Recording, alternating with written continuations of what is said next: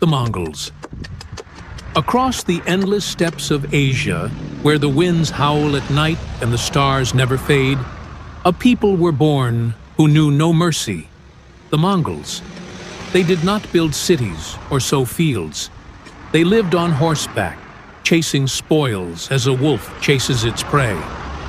And among this fierce people, one man rose above them all. Temujin, the man the world would later know as Genghis Khan. But our story does not begin with him as a mighty emperor. It begins when he was just a young man, cast out by his tribe, wandering the wilderness with no home, no allies, and no future. Temujin knew one truth above all: power is the only law, and mercy is buried beneath the hooves of horses. So he swore an oath to conquer every tribe that mocked him and never stop until the whole world knew his name. Within 20 years, he kept that promise. He united the scattered Mongol tribes, then swept down like a storm upon China, Russia, and the lands of Central Asia. His armies knew no rest and no retreat. They entered cities like a flood and left behind ashes and tears.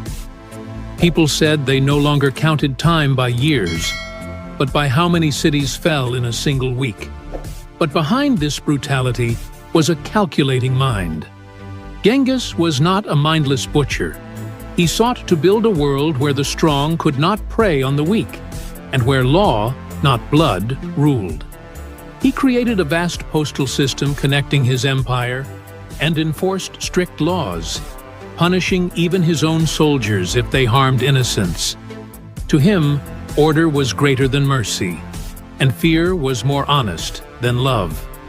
Yet even he knew that swords cannot rule forever. In his final moments, as his body weakened on the back of his horse, he whispered to his son, "Never forget, we are not eternal. But if men fear our name for 100 years after our deaths, then we have lived for 1,000. And so it was. Centuries later, the name Mongols still echoes in history.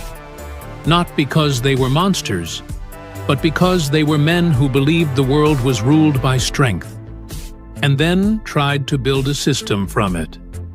Moral: power can destroy cities, but only wisdom can build empires.